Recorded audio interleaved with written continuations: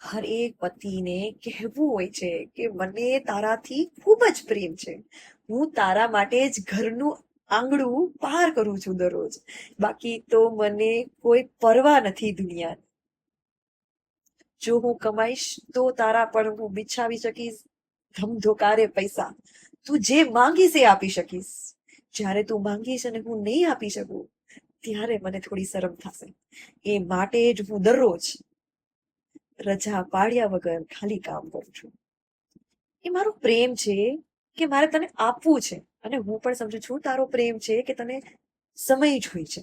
સમય આપીશ પણ અત્યારે થોડો ટાઈમ છે કમાવાનો.